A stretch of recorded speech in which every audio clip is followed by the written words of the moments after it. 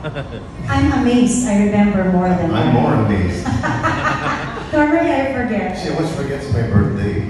Really? Oo. Birthday. Ano na yan? Sinasadya ko. Birthday gift. Ay, wala ako sa birthday ko, Mark. Uy, may birthday gift ako ngayon sa'yo. No way. Nakuha mo na?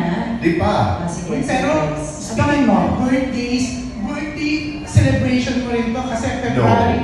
February Ay, pa. oo nga. Yeah, let's not do that, please. Who wants to celebrate 63, di ba? Ikaw Oh nagsabi. my God! Pagkatapos ng party, I thought yesterday, iniisip ko, I thought you're just 62. I am just 62. Ano ka ba? Right now. At the moment, yes. But no, it's not a celebration of my birthday, please. I'm sure there'll be a cake or something, a car, no? Sobra naman yun. Cake na lang. Hindi ba, hindi ba? tayo. Tatlo kayong producers, tatlo kayong maghahatas. Tatlong cake ang makukuha mo sa amin. Tatlong producers, ha? Birthday ko, ha? At kasama pa, Times 3. ang doon, manig ni Ana.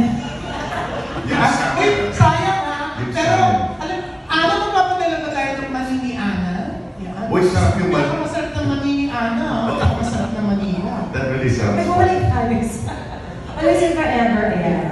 At Sir Martin, results niya pwede ko namin yung mga, na-weirduhan ba kayo na if ever yung fans, pag napanood naman kayo together on stage, tapos may chemistry pa, tapos gusto pa magkabalikan kayo. Na-weirduhan ba kayo sa Yes. What are they called? Team Hopia. Hopia. Kasi nag-hope daw sila.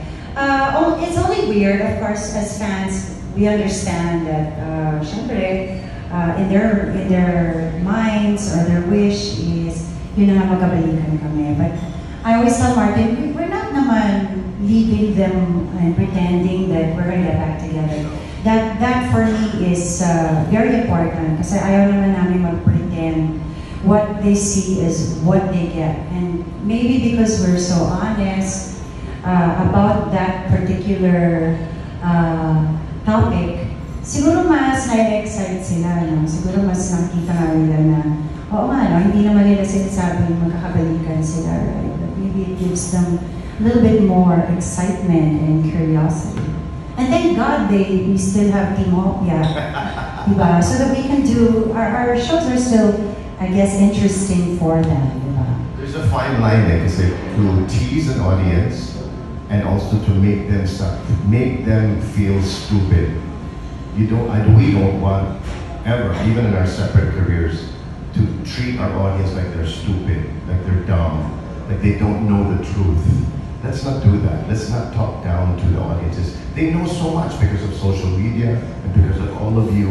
They know everything about us. So let's not fool them just for the sake of money.